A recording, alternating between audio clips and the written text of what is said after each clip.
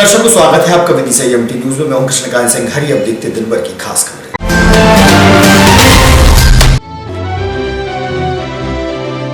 नेताओं की बयानबाजी से खफा वैश्य समाज के लोग पहुंचे सिटी कोतवाली। टीआई को सौंपा ज्ञापन की कार्रवाई की मांग।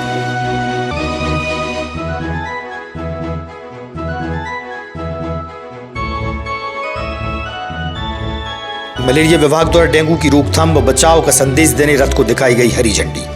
नवागत सीएमएचओ रहे मौजूद। गांव-गांव पहुंचेगा रथ।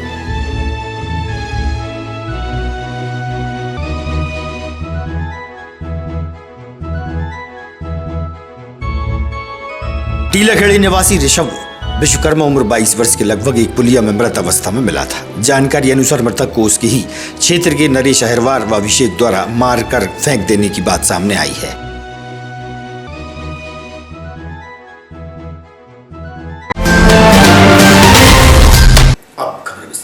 आगामी समय में विधानसभा चुनाव होने जा रहे हैं।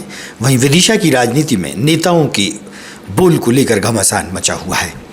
राजनीति में उथल पुथल का माहौल शुरू हुआ। कांग्रेसी विधायक द्वारा प्रधानमंत्री के खिलाफ अपशब्द को लेकर मामला गरमाया और भाजपा के वरिष्ठ नेता श्याम सुंदर शर्मा द्वारा विधायक की जाति को लेकर सवाल कर डाले, जिससे वैश्य समाज भड़क गया। इसी विरोधाभासी बयानों से नाराज वैश्य समाज के लोग मंगलवार की शाम को कोतवाली पहुंचे, जहां उन्होंने टीआई को ज्ञापन सौंपते हुए भाजपा नेता के खिलाफ वैश्य समाज को अपमानित करने की प्रकरण दर्ज करने की मांग उठाई। श्याम सुंदर मुर्दाबाद, मुर्दाबाद, मुर्दाबाद। श्याम सुंदर को बर्खास्त करो, बर्खास्त करो, बर्खास्त करो। श्याम सुंदर को भैया मोबाइल भी चला लो पीछे। मामला किसके किनारे आप लगा रहे हैं? आज पिछले 2-3 दिनों से जो विदिशा में आरोप प्रत्यारोप का काम चल रहा है, उससे दुखित होकर मैं ये बात कहना चाहता हूँ। इसके पूर्व में माननीय टंडन जी ने जो आरोप लगाए कि शशांक भार्गव जी सिरोंज से आके विदिशा में राजनीति कर रहे हैं, कम से कम गनीमत है कि शशांक भार्गव जी ने विदिशा में आके राजनीति की सिरोंज से, क्योंकि वो विदिशा जिले के अंदर है। लेकिन बड़ी दुख की बात यह है कि जिस टंडन जी ने ये बात कही है, वो ये भूल गए कि वो अशोकनगर के अंदर एक रहवासी थे, वो वहाँ से आके यहाँ पर राजनीति की। उसी के तारतम्य में कल दूसरी बार ये हुआ कि जो एक आगरा से यहाँ पे स्थापित हुए नेता के रूप में वर्तमान में, उनने आगरा के पास एक बहाय करके वहाँ पे तहसील है, और उसमें भी एक क्या नाम है गाँव का, घेती गाँव से आए हैं, और वो यहाँ आकर विदिशा में एक राजस्थान के आदमी को बताते हुए सर्टिफिकेट बांट रहे हैं। ये विदिशा में बड़े दुख की बात है। विदिशा में सब परिवारों को एक दूसरे की स्थिति पता है, और भार्गव साहब की बात अगर कर रहे हैं तो मैं ये बात कह देता हूँ, भार्गव साहब का इतिहास देखना हो उन्हें भार्गव परिवार का, तो सिरोंज में जाके देखें, और नहीं तो अपना इतिहास दोनों जने अपना पिछला इतिहास खोल के बता दें विदिशा की जनता को कि हम दोनों किस लेवल के थे, कहाँ से आए और विदिशा में हम क्या कर रहे हैं। जैसे बर्खास्त की बात कर रहे हैं, श्याम सुंदर जी के नारे लगाए आपने, बर्खास्त कर किस बात से, कहाँ से बर्खास्त करें? बर्खास्त करने की नहीं, मैं तो ये कह रहा हूँ भारतीय जनता पार्टी के अंदर जिस तरह से शिवराज जी के नेतृत्व में ये हो रहा है आज विदिशा के अंदर, मतलब जो मूल रूप से यहाँ पे जो बीजेपी के नेता लोग थे, आज वो इसी बात पर रुष्ट होकर राजनीति से पीछे अपने आप को हटा लिया उनने। इन्हीं बातों से जो लोग आज नेतृत्व कर रहे हैं भारतीय जनता पार्टी के लोग, उससे वो रुष्ट हैं, क्योंकि विदिशा के अंदर जो राजनीति थी बड़ी मर्यादित थी, अच्छे से होती थी, आरोप प्रत्यारोप ऐसे नहीं लगते थे, किसी के सम्मान में ठेस पहुँचे। तो ये जो शब्द विधायक जी ने बोला था, वो शब्द बोला था, क्या वो मर्यादित था क्या? मैं ऐसा मानता हूँ कि उनकी मदर टंग में स्लिप हुई है ये बात, उनने खुद एक्सेप्ट किया है और उनने माफ़ी मांगी। और हर चीज़ का हिंदुस्तान के अंदर ये तो कोर्ट भी कहती है कि अगर आप माफ़ी मांग लेते हैं तो सब चीज़ें गोड़ हो जाती हैं। श्याम सुंदर पर आपने यहाँ पर मोर्चा खोला है, तो क्या वजह क्या क्या चाहते हैं? नहीं, जिस तरह से, किस वजह से मोर्चा खोला आपने? इस तरह से हमने इस तरह से खोला है कि विदिशा के अंदर अगर आज ये बात करते हैं तो सभ्रांत समाज ने नहीं, क्या बात करी श्याम सुंदर ने कहा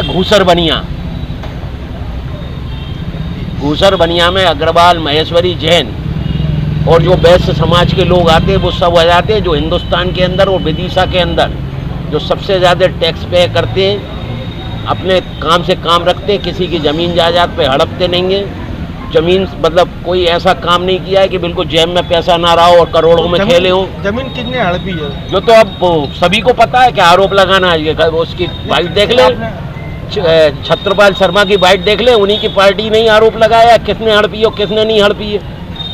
बहुत आज के संबंध में ज्ञापन देने के लिए आया था। जो श्याम सुंदर जी ने जो पूरे वैश्य समाज को जो अपमानित शब्द कहे हैं, तो दूसर बनिया और इस तरह के आपत्तिजनक जो शब्द कहे हैं, उसके लिए हम लोग यहाँ पर आए हैं। हम श्याम सुंदर जी से कुछ पूछना चाहेंगे कि वो अपनी 7 पीढ़ी का सर्टिफिकेट दें हमें कि वो किस समाज से आते हैं, फिर दूसरों की समाज पे लांछन लगाएं। और मैं आप प्रेस माध्यम से एक बात और कहना चाहूँगा कि ये मनीष भार्गव की केस की फाइल अभी तक क्यों नहीं खुली हुई है? 5 साल से ये क्यों पेंडिंग पड़ी हुई है? पुलिस प्रशासन वो फाइल क्यों नहीं खोल रहा है जिसमें श्याम सुंदर के खिलाफ उनने मौत का वो मतलब आरोप लगा था। मनीष भार्गव कौन है, कहाँ रहते थे और क्या घटना घटी थी? तो हमने पेपर के माध्यम से पढ़ा था कि मनीष भार्गव के इनके चक्कर में सुसाइड किया था।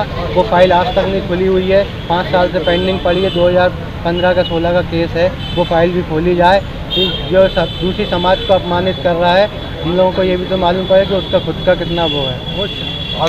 कांग्रेस पार्टी द्वारा पत्रकार वार्ता के दौरान अपनी बात मीडिया से साझा की गई। कांग्रेस द्वारा सरकार बनने पर योजनाएं लागू करने का पोस्टर कार्ड का विमोचन किया गया। घर घर जाकर योजनाएं बताने की बात भी कही गई। इस मौके पर विधायक शशांक भार्गव, कांग्रेस जिला अध्यक्ष राकेश कटारिया, युवा कांग्रेस की सुमित मोतियानी, जिला कांग्रेस अध्यक्ष वैभव भारद्वाज मौजूद रहे।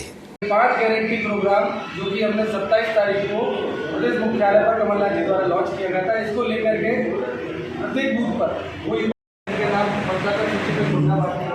तो सबको घूमेगा काम प्लस सारे कांग्रेस के संकल्पों को लेकर जन जन तक इसी तरह का भेदभाव नहीं है, छोटे बड़े का भेदभाव नहीं है। इस देश में बढ़ती हुई महंगाई को और सोती हुई सरकार को जगाने के लिए हमारे मध्य प्रदेश के नेता, वैसे तो पूरे देश के नेता हैं, माननीय कमलनाथ जी ने महंगाई से राहत जनता को दिलाने के लिए चुनाव के पूर्व 5 घोषणाएं की और घोषणा नहीं की बल्कि वचन दिया है कि हम प्रत्येक नारी को 1500 रुपये प्रति माह देंगे, 500 रुपये में गैस सिलेंडर देंगे। जो एक कार्यक्रम माननीय कमलनाथ जी के निर्देश अनुसार तय किया है, एक उसका नाम दिया है मध्य प्रदेश समृद्धि कार्ड के नाम से। चूँकि कांग्रेस परिवार के लोग नारी सम्मान के जो फार्म भर रहे हैं और यूथ कांग्रेस को एक काम सौंपा है कि वो डोर टू डोर घर घर जाकर और इस फार्म को जहाँ फार्म जिन परिवारों का नहीं भरा है उस फार्म को भरे और इस पर्चे को उनके घर पे लगाना है और स्लिप निकाल कर उनका नाम, मोबाइल नंबर जो सब लिख के लाना है। चूँकि नारी सम्मान योजना बड़ी महत्वपूर्ण योजना माननीय कमलनाथ जी ने लागू करने की बात की है, जिसमें निश्चित तौर पे अभी मैं बोल रहा था कि जैसे कमलनाथ जी ने 1500 रुपये देने की बात की है और वर्तमान सरकार भारतीय जनता पार्टी की सरकार ने बौखलाहट में जैसे ही नारी सम्मान योजना का मामला आया तो एक लाडली बहना योजना के नाम से 1000 रुपये देने की बात की। चूँकि ये ध्यान लाडली बहनों का माननीय शिवराज सिंह चौहान साहब को 18 साल में नहीं आया अपनी बहनों का ख्याल, लेकिन कांग्रेस ने ये नारी सम्मान योजना जैसे ही अपने घोषणा पत्र में लेने की बात की, तत्काल उन्हें अपनी बहनों की याद आई, उन्होंने 1000 रुपये देने की बात की और वो उन्होंने चालू की। चूँकि वो बहन 1000 रुपये लेगी और 200 रुपये घाट से मिला के गैस का सिलेंडर लेके आएगी और हमारे माननीय कमलनाथ जी ने जो योजना लागू करने की बात की है उसमें 1500 रुपये हमारी बहन लेगी और 500 रुपये में गैस का सिलेंडर लेके आएगी और 1000 रुपये वो अपने पर्स में रखेगी। बंटी नगर स्थित श्रीधाम कॉलोनी के रहवासियों की विद्युत व्यवस्था भंग होने से परेशानी या पैदा हो रही है, जिसके चलते रहवासी खासी परेशान है। 2 साल से कॉलोनी में पर्याप्त विद्युत नहीं है। कॉलोनाइजर पर प्रशासन से कार्यवाही की मांग की गई और ज्ञापन सौंपा गया।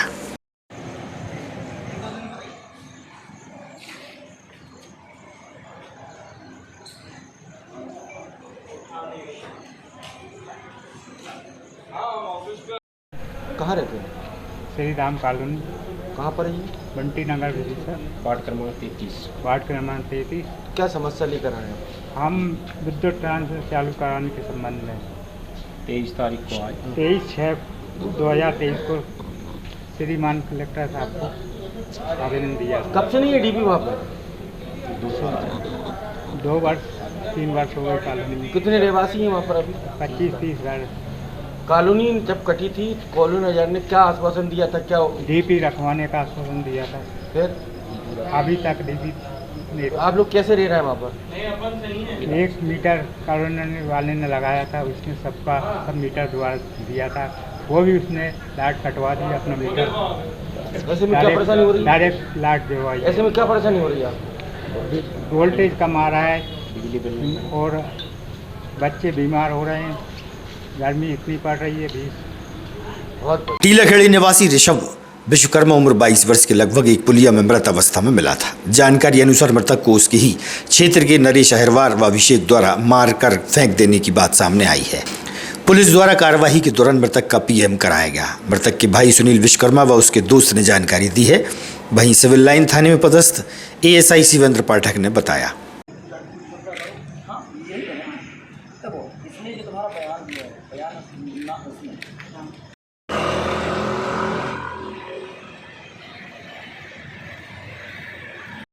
भाई का नाम क्या था आपको? ऋषभ विश्वकर्मा। कितनी उम्र होगी?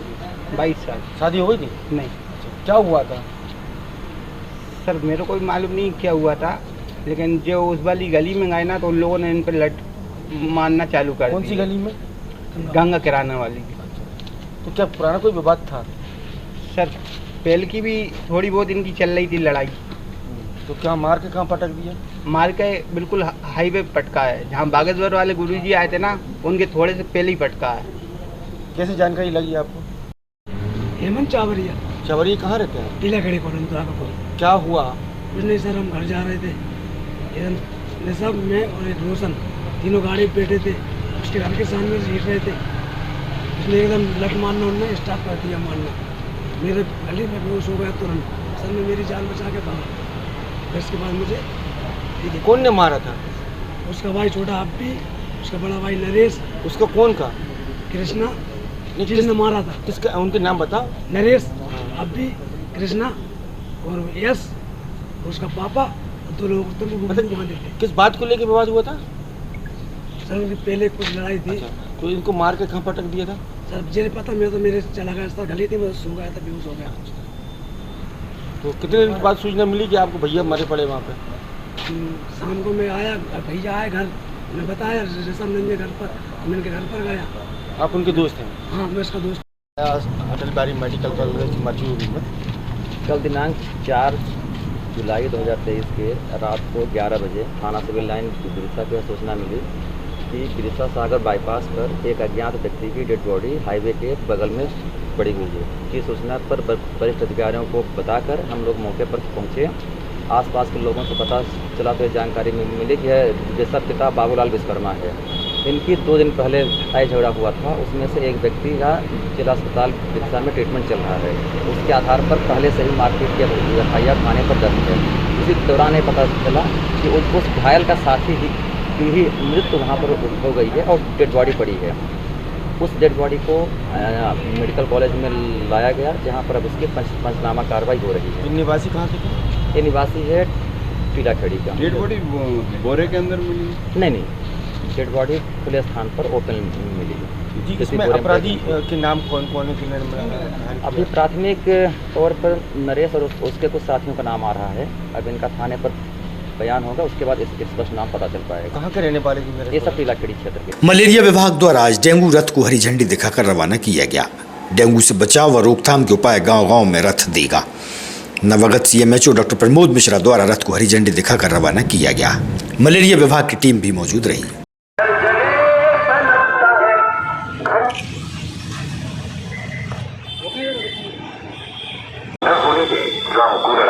हर सप्ताह काम करे ऐसी कोई भी चीज जिसमें पानी जमा हो सकता हो उन्हें इधर उधर न देंगे। और प्यारे बच्चा किया किस उद्देश्य को लेकर किया, काय कर रवाना किया? देखिए, ये मौसम डेंगू फैलने का मौसम रहता है। इसमें जो डेंगू जिस मच्छर की वजह से फैलता है वो मच्छर ब्रीड करता है। तो जन जागरूकता के लिए रथ हमारा सारे ब्लॉक और जितनी अर्बन पॉपुलेशन है या जिला मुख्यालय है सब जगह जाएगा, ताकि पब्लिक में अवेयरनेस आए और जो जहाँ जहाँ मच्छर पनपते हैं उन जगह को हम भी संक्रमित कर सकता है। सर देखा जाता है कि रथ रवाना हो जाता है, लेकिन सर कुछ दूरी पर जाकर खड़ा हो जाता है, लगातार वहीं खड़ा रहता है। नहीं, इसका हमने माइक्रो प्लान बनाया हुआ है कि ये कहाँ जाएगा। हमने पॉइंट्स भी चिन्हित किए हैं सारे, और उनसे हम क्रॉस वेरिफिकेशन का भी रखेंगे कि ये वेरीफाई हो कि सब जगह जाए। पब्लिक फीडबैक भी ले सकते हैं कि भाई उनको इसके बारे में जानकारी है कि नहीं। नेताओं के बयानों को लेकर विदिशा की राजनीति में उथल पुथल मची हुई है। नेताओं की बयानबाजी को लेकर EMT न्यूज़ द्वारा खास रिपोर्ट। भाजपा के वरिष्ठ नेता मनोज कटारे, मुकेश टंडन व विधायक शशांक भार्गव से हुई खास चर्चा। सुनिए आप इनका क्या कहना है। दर्शकों, स्वागत है आपका विदिशा EMT न्यूज़ में। हम हैं भाजपा के वरिष्ठ नेता मनोज कटारे जी के साथ। हम उनसे चर्चा करेंगे कि जो विदिशा की राजनीति में जो उथल पुथल मची हुई है, हम इस विषय पर उनसे चर्चा करेंगे। विदिशा विधायक शशांक भार्गव द्वारा प्रधानमंत्री पर अपशब्द कहे जाने को लेकर हम उनसे पूछेंगे कि आप अपनी प्रतिक्रिया में क्या कहेंगे मनोज जी। मैं बहुत स्पष्ट रूप से कहना चाहता हूँ, शशांक भार्गव जी ने माननीय देश के यशस्वी प्रधानमंत्री जी के खिलाफ जिन अपशब्दों का उपयोग किया वह घोर अलोकतांत्रिक है, गैर मर्यादित है। राजनीति इस बात की इजाज़त नहीं देती कि आप प्रधानमंत्री के खिलाफ इस तरह की अमर्यादित और अभद्र भाषा बोलें। मैं उनकी घोर निंदा करता हूँ। राजनीति में धर्म को लेकर भी बातें हो रही हैं और भाजपा के वरिष्ठ नेता श्याम सुंदर शर्मा द्वारा वैश्य समाज को लेकर बयानबाजी की गई, उस बारे में आप क्या कहेंगे? जो कि कल जो है वैश्य समाज के लोग थाने भी पहुंचे। मैं इस मामले में भी कहना चाहता हूं कि वास्तव में जिस तरह से उन्होंने कहा यह भी आपत्तिजनक है। उन्होंने ये कहा कि वो मेरी पार्टी के नेता हैं, मेरे आदरणीय हैं, लेकिन कहीं ना कहीं उन्होंने जब ये कहा कि शशांक भार्गव ब्राह्मण नहीं है, जैन नहीं है, वो घूसर बनिया है, मुझे लगता है कि ये कहने की आवश्यकता क्या है? किसी की जाति पर आरोप लगाने का हमको अधिकार किसने दिया? इसके बाद उन्होंने कहा कि बनिया है, तो बनिया क्या कोई चोर लुटेरे होते हैं क्या? बनिया क्या कोई अराजक लोग होते हैं क्या? और वैसे तो बनिया मतलब अग्रवाल, महेश्वरी, जैन, गहोई सब बनियों में आते हैं। और इससे बढ़कर के बनियों के बारे में ये कहा जाता है कि बनिया मतलब व्यापारी, तो सारे व्यापारी बनिया। तो क्या उन्होंने कहा कि वो बनिया है, तो क्या बनिया कोई अच्छी लोगों में गिनती नहीं होती? इसलिए मुझे लगता है कि उनको भी ऐसा नहीं बोलना चाहिए था। और जैसा कि मैंने उनका वीडियो देखा है, वो भाषण दे रहा है, कोई एक व्यक्ति आया, उसने ये कहा कि आपको ये बोलना है, तो उन्होंने नाम लेकर के कहा, उनने मुझसे ऐसा कहा। तो उनको क्या इतनी समझ नहीं है कि उनको क्या बोलना चाहिए? तो मैं इसकी भी निंदा करता हूँ कि ये जातिगत राजनीति, वैचारिक राजनीति करिए, विकास की बात करिए। तो मुझे लगता है कि उनके मुंह से भी कहीं ना कहीं ये गलत शब्द निकला, जिसके कारण कल पूरा व्यापारी समाज थाने में नारे लगा रहा है पार्टी के खिलाफ। पार्टी हमारी बदनाम हो रही है, पार्टी को हमारे नुकसान हो रहा है। भाजपा के वरिष्ठ नेता मुख्यमंत्री की खासम का फैसला मुकेश टंडन जी द्वारा सिरोंज की संस्कृति को लेकर बयानबाजी की गई और वहां कांग्रेसियों ने उनका पुतला भी दहन किया। इस बारे में आप क्या कहेंगे?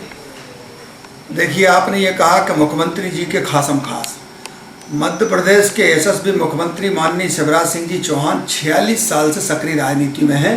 संवैधानिक और संगठन के राष्ट्रीय बड़े बड़े पदों पर वो रहे हैं।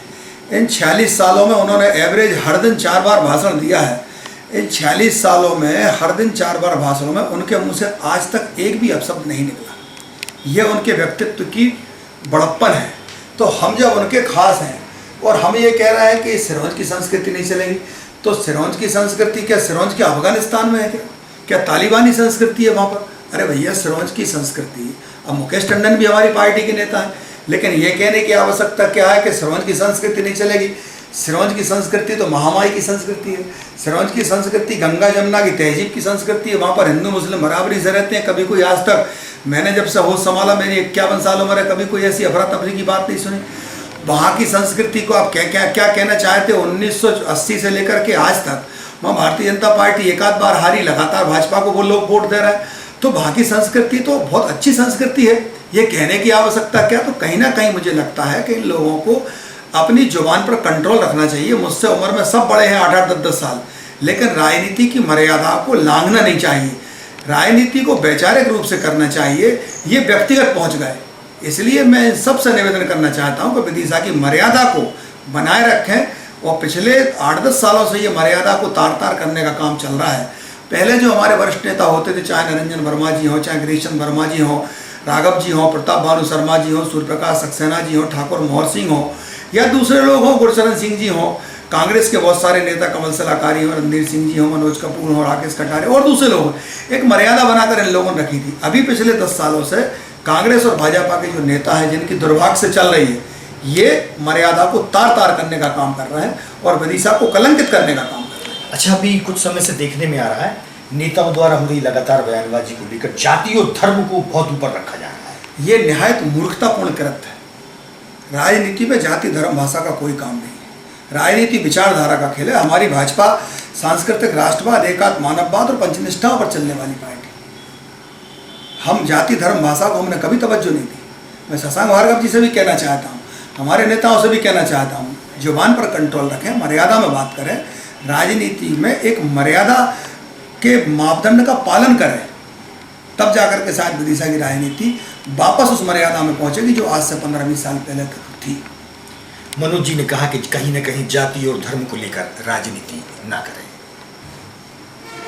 कैमरामैन विनोद मेहरा के साथ मैं कृष्णकांत सिंघारिया, EMT न्यूज़, विदिशा। मेरे साथ है भारतीय जनता पार्टी के वरिष्ठ नेता मुकेश टंडन जी। हम मुकेश टंडन जी से जानेंगे कि वर्तमान विगत 2 या 3 दिन पहले से प्रधानमंत्री नरेंद्र मोदी जी के ऊपर अमर्यादित भाषा का उपयोग विधायक द्वारा किया गया, इसके बारे में आप क्या कहेंगे? देखिए, दुर्भाग्यपूर्ण है विधायक या सामान्य व्यक्ति को भी जो हिंदुस्तान में निवास करता है, देश का नागरिक है, संवैधानिक पद पर हैं प्रधानमंत्री जी, प्रधानमंत्री किसी दल का नहीं। आप देखेंगे कि जब मनमोहन सिंह जी जब प्रधानमंत्री थे और हमारे मुख्यमंत्री माननीय शिवराज सिंह जी चौहान जब अमेरिका गए थे और वहाँ के पत्रकारों ने कहा था कि आपके देश का कमज़ोर प्रधानमंत्री है, तो माननीय मुख्यमंत्री जी ने कहा था कि देश का ताकतवर प्रधानमंत्री है। तो ये इस बात का प्रमाण है कि राष्ट्रीयता का भाव यही कहता है कि हमारे प्रधानमंत्री को कभी भी कमज़ोर देश के लोगों को नहीं कहना चाहिए। और जिस जहाँ ये घटना घटी, दुर्भाग्यपूर्ण ये है कि वहाँ मातृशक्ति बड़ी संख्या में उपस्थित थी, और न केवल भारतीय जनता पार्टी की बल्कि कांग्रेस की भी हमारी बहनें वहाँ उपस्थित थी। कहीं ना कहीं ये उनकी हताशा को दर्शाता है। भैया देखो, चुनाव आता है, अब जब चुनाव हो जाते हैं तो जनता हिसाब मांगती है। अब जनता हिसाब मानेगी, भैया कोरोना में तुमने क्या किया, लोग मर रहे थे, 45 दिन लोगों के पास भोजन की व्यवस्था नहीं थी, आप रोज बना रहे थे, आप एक दिन देखने नहीं गए, बीच नहीं गए किसके घर में भोजन बन रहा है कि नहीं बन रहा है। बाढ़ आ गई, क्योंकि गाँव में बाढ़ का पानी है, तबाही मचा दी, फसलें नष्ट हो गई, ये हाड़ भी नहीं गए, हाड़ भी नहीं गए। देखिए, राजनीति और व्यापार 2 चीज़ें अलग हैं। राजनीति जनता की सेवा का माध्यम, अगर राजनीति को आप मानते हैं तो लोगों के बीच में काम करना पड़ेगा, और राजनीति अगर व्यवसाय का साधन आप मानेंगे तो आपको फिर कारोबार बढ़ाना पड़ेगा। तो सम्मानीय विधायक जी श्री शशांक भार्गव जी ने, मुझे लगता है कि राजनीति में कारोबार को प्राथमिकता दी, और उन्हें अगर प्राथमिकता दी तो वो सफल है, उसके लिए मैं उनको बधाई देता हूँ। राजनीतिक उथल पुथल मची और भाजपा की वरिष्ठ नेता श्याम सुंदर शर्मा जी ने दूसरे बनिए शब्द का उपयोग किया, तो वैसे समाज के लोगों ने इसको क्या करें? देखिए, मैं जहाँ तक जानता हूँ हिंदू समाज के ये हैं कि ब्राह्मण को ये अधिकार है वर्ण बताने का, और ब्राह्मण पंडित श्याम सुंदर शर्मा जी जो है ब्राह्मण हैं, ब्राह्मण महापंचायत के अध्यक्ष हैं, उन्होंने अगर इनका वर्ण बताया है तो पूरी जिम्मेदारी से बताया होगा। और वैसे भी ब्रह्म वाक्य माने अंतिम वाक्य, ब्राह्मण तो मोहर लगाते हैं हिंदू समाज के लोगों के ऊपर, और श्रद्धा इतनी है हिंदू समाज की कि वो उसको स्वीकार करते हैं। इसलिए मुझे लगता है कि पंडित श्याम सुंदर जी शर्मा ने जो भी कहा है वो पूरी जिम्मेदारी से कहा है। और जहाँ तक मुझे लगता है कि जिस प्रकार से इसको राजनीतिक रंग दिया जा रहा है, जिसे मैं देख रहा हूँ आज समाचार पत्रों में, वैश्य समाज के नाम पर समाज के लोगों को प्रतिनिधित्व कराकर और जिस प्रकार से बाकी समाजों को इसमें जोड़ने का प्रयास किया जा रहा है, ये हिंदू समाज को तोड़ने का बहुत ही ऐसा प्रयास है, दुर्भाग्यपूर्ण। दूसरी बात, जो वैश्य, आप सब जानते हैं मैं भी वैश्य हूँ, मेरा सराफे का कारोबार मेरे परिवार के लोगों ने कहा है, तो मैं भी वैश्य हूँ। वैश्य का मतलब व्यापारी। हमारी ये धार्मिक नगरी रही है, ये व्यापारिक नगरी रही है, तो वैश्य नगर जो है वो वैश्य इसलिए इस नगर का नाम पड़ा है, वैश्य इसलिए पड़ा कि यहाँ व्यापारिक केंद्र था। यहाँ वैश्य लोग निवास करते थे जो व्यापार करते थे। वैश्य से मतलब किसी समाज का मतलब सूचक नहीं है वो, वरना वैश्य समाज में सब लोग शामिल हैं। वैश्य समाज में साधारण व्यापार करने वाली छोटी समाज का व्यक्ति भी वैश्य समाज में शामिल होता है, इसलिए कि वो व्यापारी है और व्यापार का ही मतलब है उसका। मैंने भी कहा कि वैश्य समाज, एक वैश्य को आपने ब्राह्मण बना दिया। जाति को लेकर राजनीति उचित है? बिल्कुल नहीं है। इस समय जब पूरी दुनिया में हिंदू समाज की एकता की आवश्यकता है, पूरा हिंदू समाज एक रहे, ऐसे समय में हिंदू समाज को बांटना ये बहुत ही दुर्भाग्यपूर्ण है। सिरोंज की संस्कृति के बयान को लेकर आप क्या कहेंगे? स्पष्ट देखिए, मेरा जो कहना था, सब जगह की परंपराएं अलग रहती हैं। सिरोंज की संस्कृति, ये देखो अपन राजनीतिक दृष्टिकोण से देखेंगे, राजगढ़ क्षेत्र का वो हिस्सा रहा, एक बात। दूसरी बात, वो टोक रियासत का हिस्सा रहा, टोक राजस्थान का रहा, राजगढ़ लोकसभा में रहा। वहाँ की परंपराएं अलग हैं, आज भी राजनीति का काम करने का तरीका अलग है। हमारे यहाँ पर मित्रभाषी राजनीति होती है, हमारे यहाँ किसी प्रकार की सांप्रदायिक बात नहीं होती, किसी प्रकार की कोई जो है आपस में मतभेद नहीं होते। इतने चुनाव लड़े, 5 भाई साहब ने लड़े, लोकसभा की, एक विधानसभा का लड़ा, दीदी ने लड़ा, रामपाल जी का चुनाव लड़ा, मैंने खुद का विधानसभा का लड़ा, नगर पालिका का लड़ा। आज सबसे प्रेम से बात होती है, सब लोगों से पारिवारिक संबंध है। इतना सा शहर है हमारा, वहाँ वो स्थिति नहीं है। इसलिए मैंने कहा कि वहाँ की संस्कृति हम नहीं होने लगे, क्योंकि हमारे यहाँ भी अगर ये होने लगा तो फिर बचेगा क्या। और इस परंपरा के जो वहाँ के, वो सिर्फ श्रीमान शशांक भार्गव जी, बाकी तो कोई है नहीं। हमारे यहाँ 22,500 स्क्वायर फीट का 1 बीघा होता है, उस सिरोंज में 30,000 स्क्वायर फीट का बीघा होता है। इसलिए होता है कि वहाँ राजस्थान में 30,000 स्क्वायर फीट का बीघा ही माना जाता है। और आज भी रेवेन्यू रिकॉर्ड में वहाँ 30,000 स्क्वायर फीट का ही बीघा है, 1 बीघा, और हमारे यहाँ 22,500 का है। तो ये फर्क है कि नहीं? धर्म और जाति पर राजनीति, धर्म और जाति पर राजनीति नहीं होना चाहिए।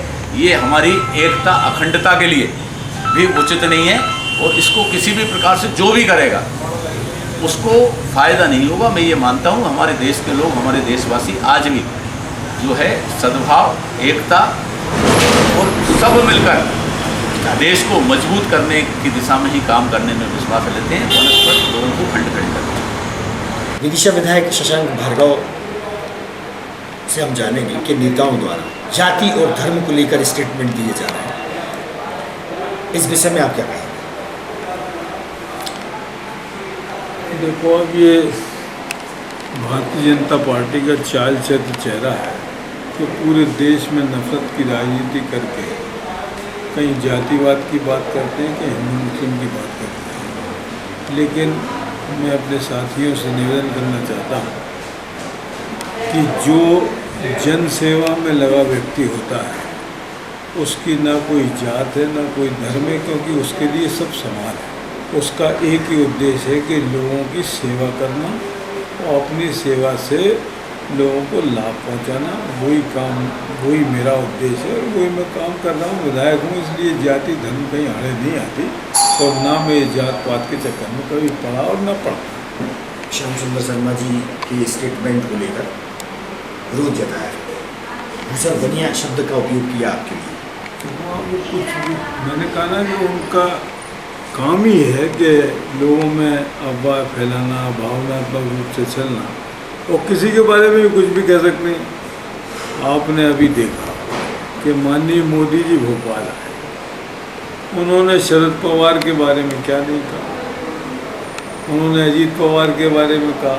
दूसरे दिन उनकी पार्टी में शामिल हो गए तो वॉशिंग मशीन हो गई, धुल गए पूरे पाप और पूरे भ्रष्टाचार के आरोप खत्म हो गए। तो ये चाल चेहरा है देश के प्रधानमंत्री, उन्हें भी ऐसी बात नहीं करना चाहिए। कभी कहते हैं गारंटी की बात, अब गारंटी जो 15 लाख की नहीं दे पाया, जो गारंटी नोटबंदी के बाद 50 दिन बाद चौराहे पे आने की बात की गारंटी दे पाया, वो व्यक्ति माननीय कमलनाथ जी की गारंटियों पर उंगली उठा रहे। तो इसलिए इनके बारे में कुछ भी कहना बेईमानी है। जनता हर चीज़ समझती है और जनता इस बार मन बना चुकी है कि इनको यहाँ से विदा करना। अच्छा, प्रधानमंत्री पर अब शब्दों को लेकर भी काफ़ी बहस, उसमें आपने कहा कि देखो आप, मैंने माननीय प्रधानमंत्री के लिए कोई शब्द गलत बोला ही नहीं। लोग नारे लगा रहे थे मोदी मोदी। उस समय मैं जो कहना चाहता था वो ये था कि मोदी मोदी जी के नाम से क्यों मुंहजोरी कर रहे हो भाई, लेकिन जबान फिसल गई और वो माननीय मोदी जी के लिए तो कोई शब्द कहे नहीं थे, उनका तो मैंने सम्मान से नाम लिया था कि मोदी मोदी जी के नाम लगा रहे, उसे इन्होंने इंटरप्रेटेड गलत कर लिया। और ये भारतीय जनता पार्टी का चालचलित चेहरा है कि ये घुमा फिरा के बात लोगों के जहन में उतारना चाहते हैं। उसके बाद भी अगर कोई किसी को इस बात से मेरी याद हो जाए तो मैंने माननीय प्रधानमंत्री से सभी चैनलों के माध्यम से गलती स्वीकार कर ली, अपलोजी कर ली। अब इसके बाद इस मामले को तूल दे रहे, दूसरे दिन महिला मोर्चा से करवा रहे, महिला मोर्चा से मेरा पुतला दिलवा रहे, महिला मोर्चा से कह रहे हैं कि आपका अपमान हुआ है, माननीय ना तो माननीय मोदी जी का अपमान किया, ना माननीय हमारी महिला माता बहनों का किया, लेकिन कुछ भी मनगढ़ंत बात करके लोगों को गुमराह करने की जो आदत पड़ गई है भारतीय जनता पार्टी के नेताओं की, वो काम कर रहे हैं। ताजा तरीन खबरों से रहिएगा आप अपडेट देखते रहिएगा विदिशा एमटी न्यूज। हमें दीजिए इजाजत, नमस्कार।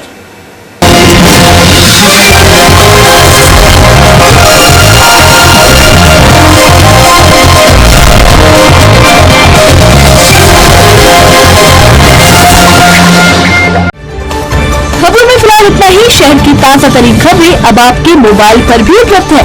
YouTube पर एमटी न्यूज 24/7 को सब्सक्राइब करें और जानें शहर की ताजा तरीन खबरें। और हाँ, बेल आइकन को दबाना ना भूलें जिससे आप रहे हर खबर से अपडेट।